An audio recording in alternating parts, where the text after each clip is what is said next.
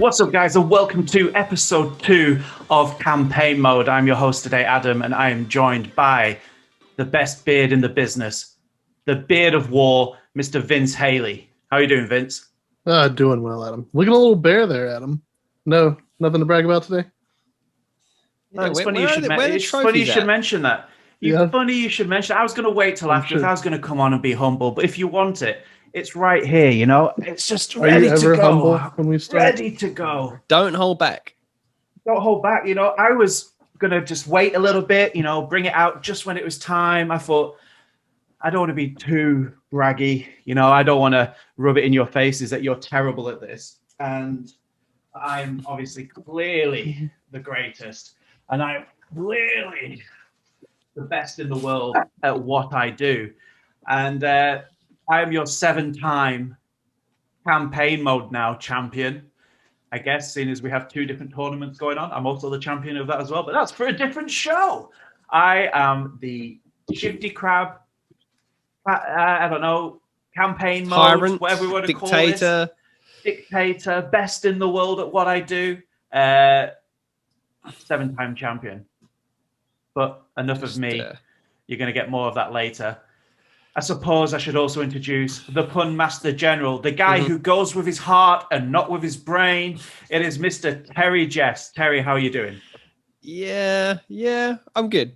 I'm feeling good about this one. As always, got to go with my heart, go with where my emotions lie, and they'll pay off. They paid off once, they'll pay off again. This tyranny will be overthrown. Now, yeah. I don't think it will, but I have a serious question. I'll go to you first, Vince, and this is a serious question. Enough of the fun and games. Like, I do have a serious question for you. Right. How does it feel to lose every week to me? Oh, man. How does it feel? How does it feel? Tell the people how it feels. Listening. Do you even put it into words? Do you even need to put it into words? It's just going to make that win even more sweeter. That's the thing. When, when Vince or I get the next win, it's just going to be, it's just going to taste so damn good. It really twice is. the pride, double the fall. Remember that, Adam, all right? You tell yourself that. You tell yourself that. Wise words of Count Dooku there. Yeah. You know, I'm not losing sleep. Yeah. Well, actually, I am, because it's really hard to fall asleep like this. Like, it's pretty difficult clutching onto these babies right here. But, I'm confident this week. Like, Vince, you set the challenge this week. It was your turn to pick. I'm just going to put this down. I love you. And you said, why don't we argue and debate the greatest post-launch DLC of all times? If you don't know what DLC is, it's downloadable content. And wait, what? Oh, I got to change one. Yeah, you've got to change it. It doesn't mean donuts, licorice, and cherries. It doesn't mean diamonds, limousines, and cats. I had Bassett's down. Can I not? Bassett's, Bassett's. Yeah, they are good, though, Bassett's. No. We are going to be arguing the greatest post-launch gaming DLC of all times. This is a big one. I think this is a meaty It's going to be one interesting one. It's going to be interesting one. There's some good DLC out there. There's some bad DLC out there. There's a mixed bag. It's like a Bassett's bag, to be honest, Terry. It's a mixed bag of DLC. There you go, yeah. There's some good ones and some bad ones. I don't think you know what Bassett's is, do you, Vince? No clue what the hell you're talking about. No? Okay. Absolutely not. Just think of drugs. That'll do you. Think of drugs. There's a little bit of housekeeping, actually, that we realized last week that we like to talk a lot about our subjects, some of us more than others. Terry, going 10 minutes long on his pitch. But we're all culprits of it. So we have given ourselves a 3-minute timer. Just like in the presidential debates. Like, that's how it should be. A 3-minute timer. Right. Like, get your point across, argue it out afterwards, and then the next person goes. So it's got to be concise and it's got to be quick. Like a true campaign pitch. The order today is going to be, Vince, you spun the wheel, didn't you? So it is going to be yourself going first, followed by myself, followed by himself down here. We're going to be going in that order. So, without further ado, Vince, I'm going to get this timer on the screen. We're going to get straight into it. No warm up, no time to prepare. Nope. Are you ready? Oh, for sure. Your time starts. So when we're thinking best post-launch DLC of all time, there's some contenders out there, but hands down, you have to give it to Mass Effect 2's Lair of the Shadow Broker DLC. Because let's be real, you want some great DLC, you want some great story content, Mass Effect 2's Lair of the Shadow Broker delivers. I mean, yeah, Mass Effect 2, one of the best games of all time, if not the best game of all time. How do you follow that up? How do you follow up that story and continue and want people to come back? You do it with the best DLC of all time. Now, Mass Effect 2, decent ending, pretty good ending. But what Lair of the Shadow Broker brings is even more of that story that you want. You have a returning character, a returning fan favorite character, and Liara. So not only do you get, those same emotions you had back when you had her on your squad in the first game, but it doubles down on that relationship. It gives you story beats that both expand on the first game and brings them even further into the series. The events of Lair of the Shadow Broker even sets up your relationship in Mass Effect 3. It bridges the gap between all three games, and that is fantastic. That's what you want. That's what you expect out of something like Mass Effect. And they delivered on their promise of continuing a story that continues through all three games. And that's why Lair of the Shadow Broker is fantastic. Because you get to experience a deeper character story that expands on the previous game, continues in the next game, and continues on to the third game. And it's woven together so amazingly. I mean, is there even really any contest here? Mass Effect is fantastic. Mass Effect storytelling is fantastic. And not only do they nail it in the games, they nail it in the DLC. That's why Lair of the Shadow Broker is the best post-launch DLC of all time. That's my time. I've finished. You had 27 seconds left. He's that confident. He isn't finishing his time. Okay, Terry. Are you? Go first. Yeah. The thing with Mass Effect, you're taking a trilogy where we're going to get the final resolution of that game, of that trilogy anyway, in Mass Effect 3, which we got. Yeah. So you're pretty much just, this DLC is just kind of something to kind of plug the gap between two games. It's just more of the same. It's just like a little bit of like added story, which I feel this kind of, like, when I'm thinking of DLC, I want something that's going to be added to the current game, but a new flavor, something different, something like stands alone by itself. And I feel like this, to me, although great, obviously, and Mass Effect is a fantastic trilogy. To me, it's just like another chapter of that game. While it's a great chapter, absolutely fantastic. Could it have been part of Mass Effect 2? Could it even be part of Mass Effect 3? And we would have not even been speaking about it if it was like part of that game, or does it stand alone by itself? Is it different? I don't know. It stands alone. Because, see, you get different dialogue options between whether you've finished the final mission or not. It plays with the DLC as its own thing. It tailors the story to how whether or not you finished or not. So you're getting different ways to play the DLC. Even if you played it before, you're going to have different dialogue options. Say if you finished the game or if you didn't, if you go back and play it again. It's genius. BioWare at the top of their game.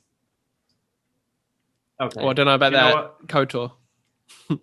Like, I don't have too much to say about this DLC because this is not a great DLC. This is not a bad DLC. This is like getting Oh, it's great DLC. 9 chicken nuggets from KFC. You could have got the 20, but at least you didn't get the 6. You know, like it's satisfying but meaningless because it didn't do anything. Because if you'd played 2 and then you played 3, you didn't need the middle bit. It just gave you extra context. Because I didn't play it to start with, and I had a great time going through. But then I played it afterwards. I was like, "Oh, that's cool! It added this. You know, it gave me this little bit more information. I had a little bit more time in this great game series.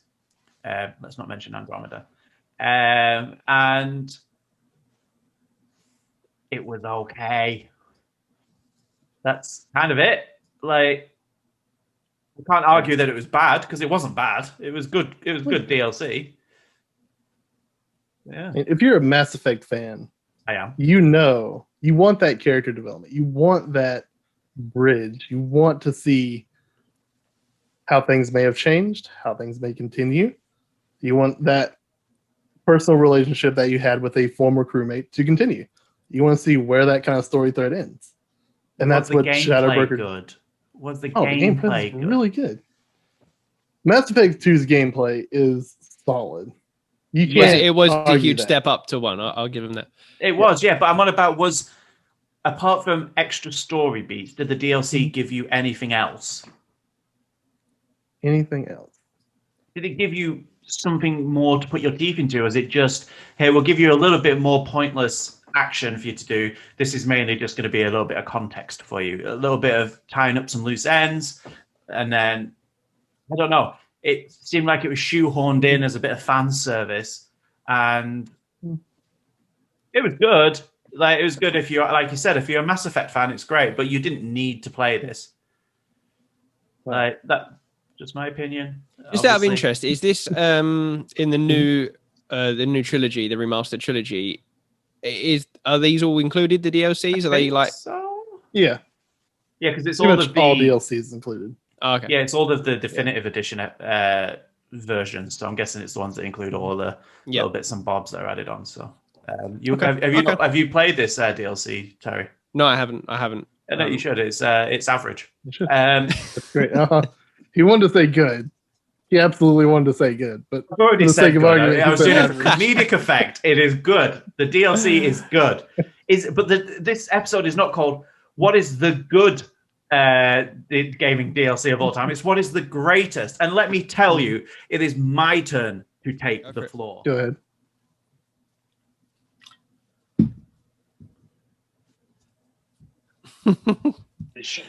The microphone doesn't cover up the beauty.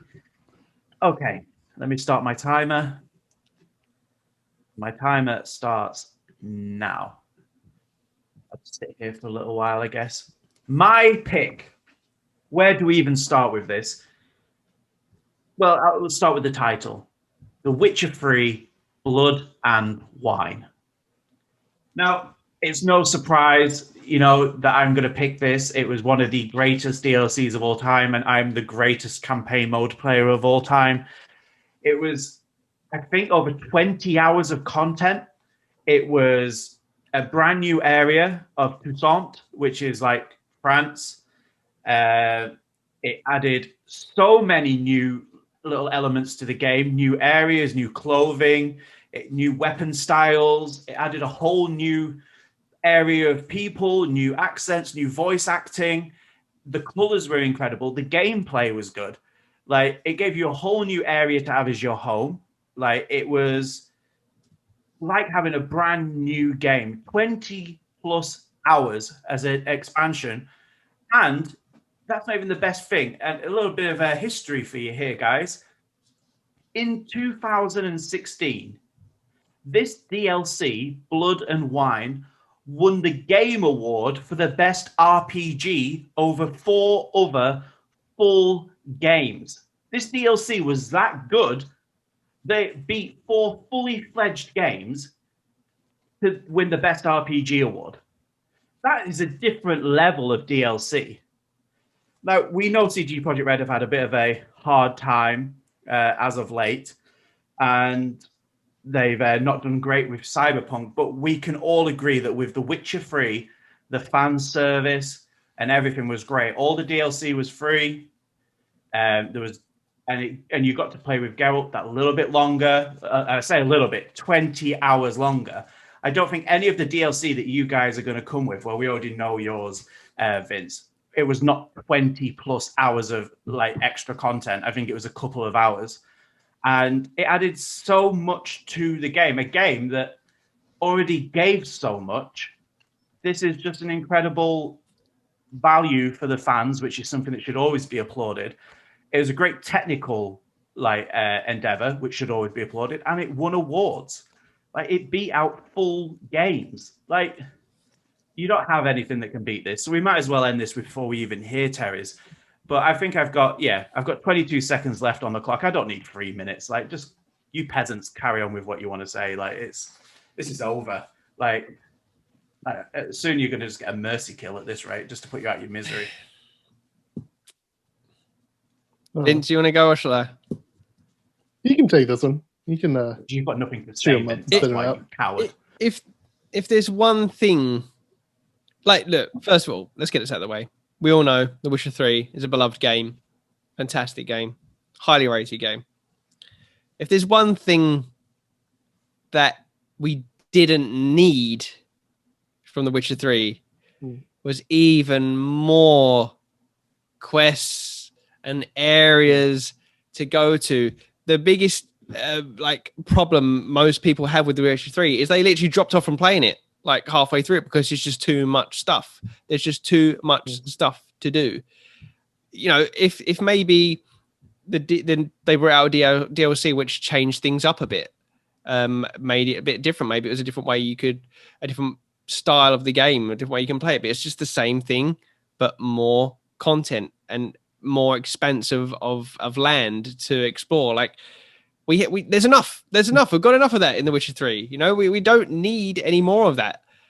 How many 20 more hours of stuff? 20 like plus, to be precise. Yeah, 20 plus. Like, did anyone over the age of 15 actually get through all this content? Or sorry, what has age got to do with anything, Terry? I object, Your Honor. He's adding clauses that aren't necessities to this argument. You know, fantastic. Would have been great back in my days at school when I literally just got home from school and just played video games until the early hours of the morning or whatever. But go on.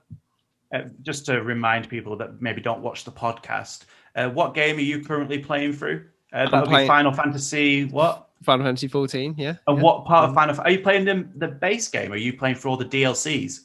They're not DLCs; they are expansions. And trust me, if they were included, I'd be chucking one of them down. Expansions. And how many hours is probably an average one of those expansions? That's different. No, it's not. We're not talking about expansions. Giving you more of what you love. We're not talking about expansions. We're talking about the principal stands. DLC. Right. The principal and to be fair, Blood and Wine is technically an expansion. It pretty much is an expansion in all but name. In all but name, it's DLC. An expansion. Like, I feel like you're kind of bending the rules a little bit here. It's called the Blood and Wine DLC, and I'm sure it is, and I know it is. But I feel like that game that is pretty much a 20-hour DLC, paid for or not. That to me is an expansion. Gonna allow it. But what I'm saying is it really the best DLC out there? Like, what are we judging this on? We're just judging it on how long it is, more stuff. No. We're just gonna literally just take The Witcher and just chuck you more of it. Okay, great, cool.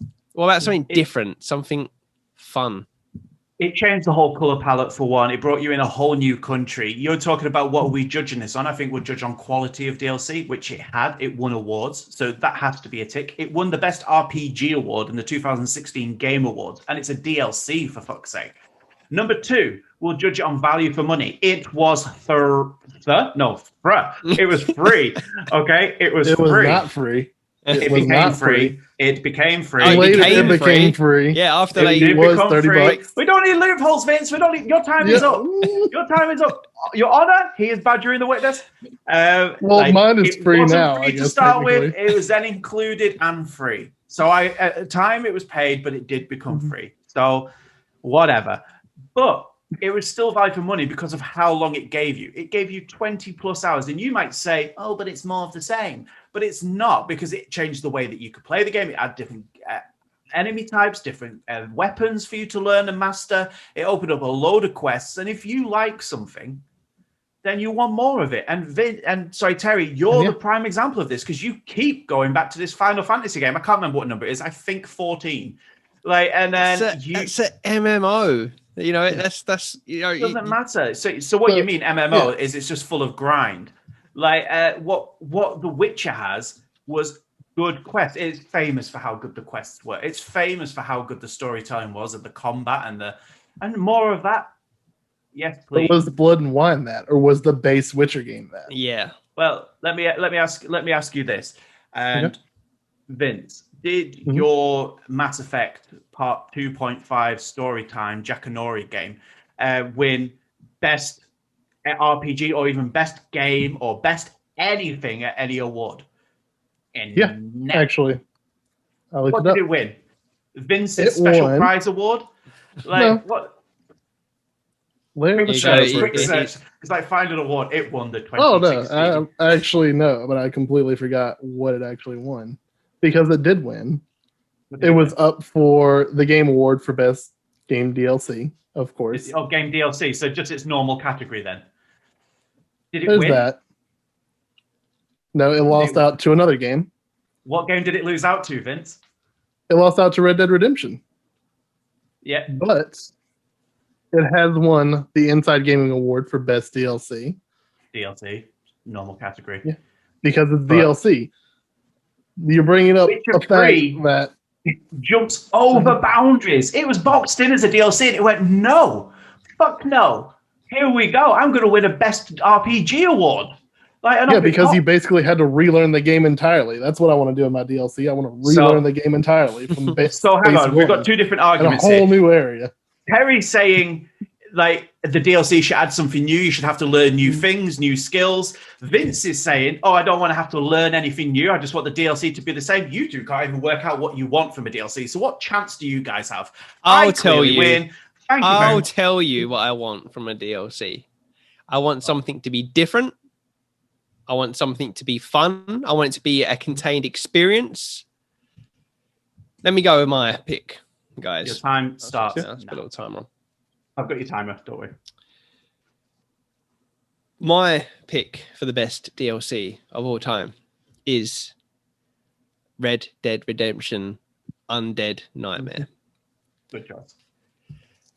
Okay. This DLC, for me, is where the bar sits and has never returned to since.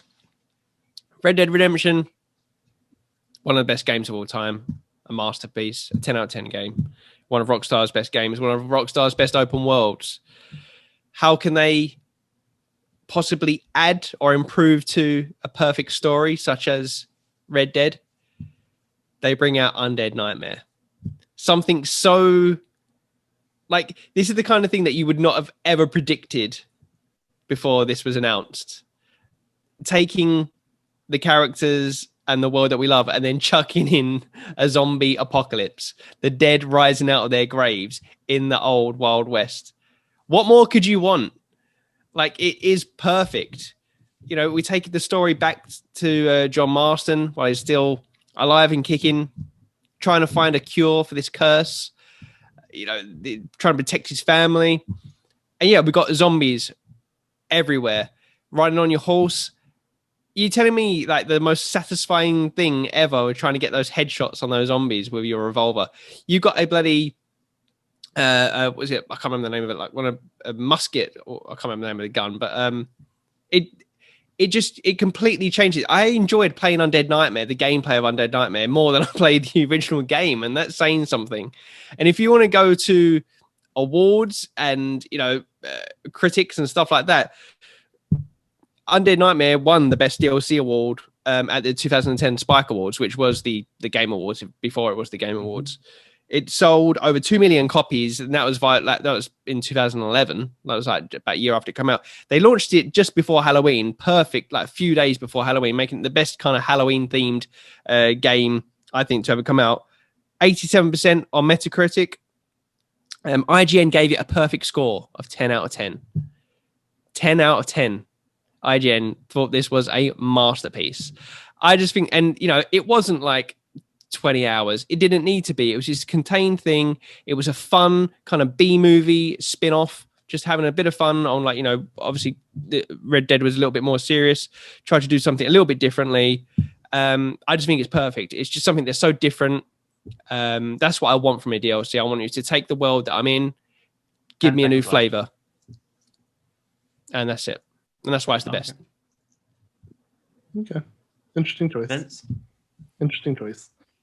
The problem is that it's just zombies again. And who's done zombies? Everyone's done zombies. It's overdone. It's an overdone genre. It's unfortunate. And who's done zombies better? Valve. Left 4 Dead did zombies better. The Last of Us done zombies better in a more serious setting. Zombies is such an oversaturated market. Of course people are going to like it. Of course. There's a reason those games sell. Because they're fun. They're dumb fun. Does that make it good? Not necessarily. But have we had zombies in like one of the best sandbox worlds ever, Vince? That's people have been calling that for years for like a zombie patch in like GTA and stuff like that. And then we finally got it in Red Dead, which suits it more, even more so. Yeah. We still had like Dead Rising, things like that. You had zombies in a sandbox for sure. It's not necessarily a new idea. Just because they did it probably better than some people have done it, doesn't necessarily make it the best. Adam, what are your thoughts? You look like you're contemplating over there. It's a difficult one. Mm-hmm. I'll admit, because I am a huge Rockstar fan. I make no qualms about that. So it's difficult for me to do this, but I will.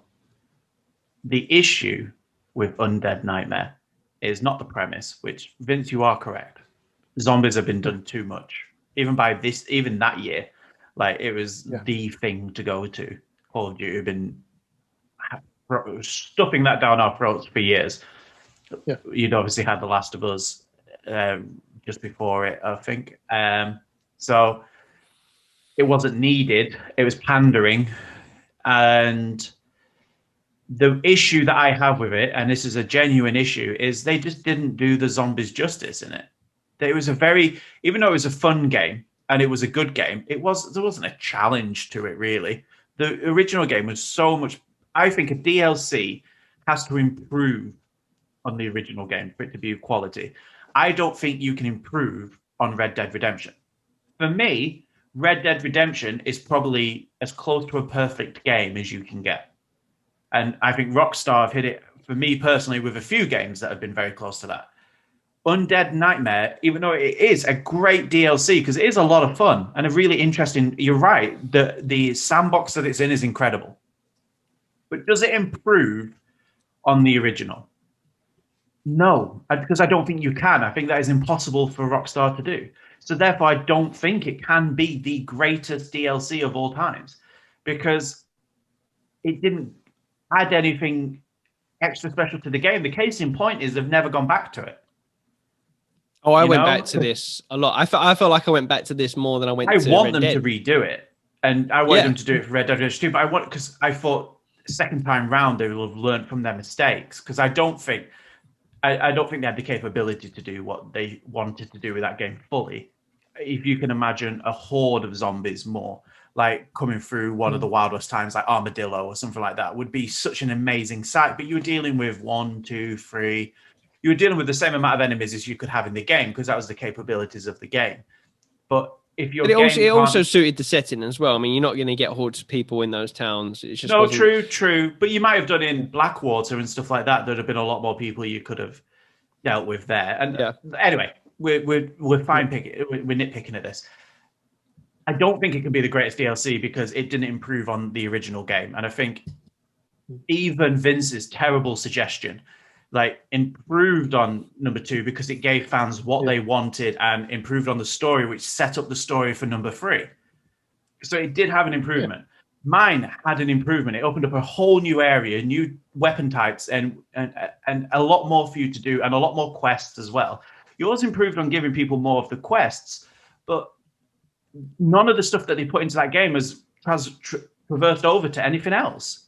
It didn't leave a lasting mark. It just left that was cool. I'd like more of that, but is it better? It's not as good as the original game, so it can't win. And it didn't win an RPG award or anything like that outside of a DLC category. So... It won plenty of awards and won many critics' acclaim. But I completely disagree in the fact that I don't think that a DLC needs to better the original game. I don't think that's even possible because it's a DLC. You know, like you're comparing it to a DLC is meant to be a smaller contained bit of content that adds on, bolts on to the original game, which is going to always be bigger, higher production value. I see DLC as an extra experience, something that can maybe remix things up a bit. I always think a good example, something that I could have chose would have been Far Cry 3 Blood Dragon. Cool.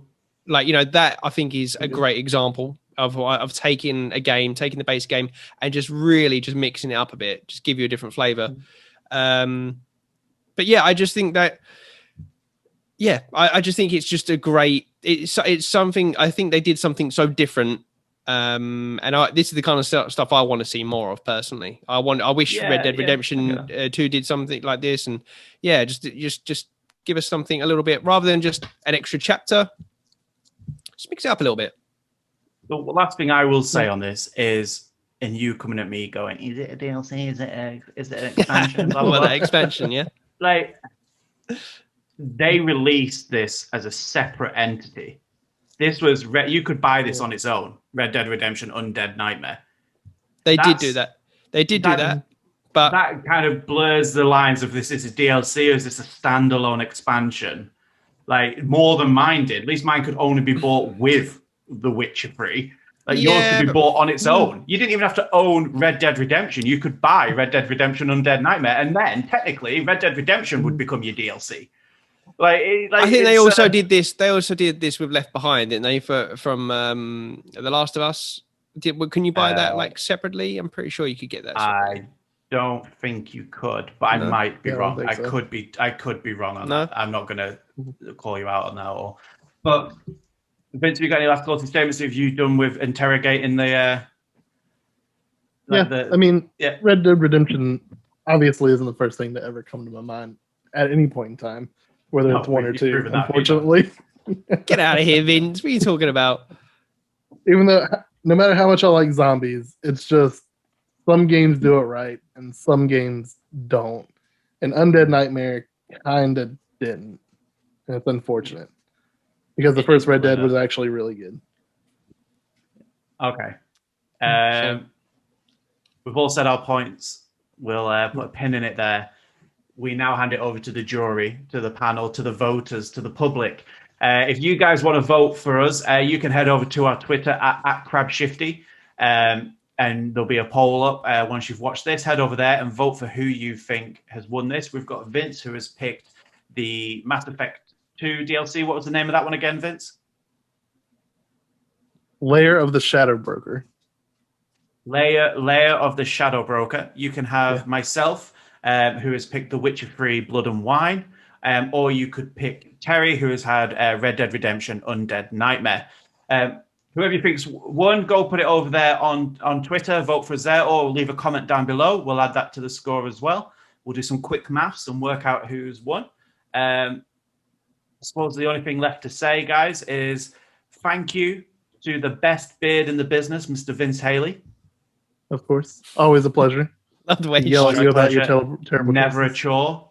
Look, Vince, I'm catching you up. Maybe in about 30 years, I'll be there. And I even trimmed it a bit. It's a shame. I've not touched mine, and it's still, this is it. And to the Retro King himself, the Pun Master General, Mr. Terry Jeffs. Thank you very much. Thank you, guys. It's been a good little debate here. Nice little campaign. Yeah. And guys, that's it for episode 2 of Campaign Mode. Drop us a like and a subscribe if you haven't already. We have a lot of content coming out. You've got our news show, which comes out on a Friday. You have our podcast that comes out on a Wednesday. You have our Sunday Fun Day Challenge, which comes out on you guessed it, a Sunday, which is our trivia show hosted by Vince. And then obviously this comes out on a Monday. As always, we've been Shifty Crab. And drop suggestions in the comments below of what you think yours. Yeah, I want to hear other people's ideas. You know, what do they think? Yeah. Drop suggestions what you think we should be debating, and also go over to Twitter and write them there, and I'm sure we'll do them. But as always, guys, stay shifty. Bye bye.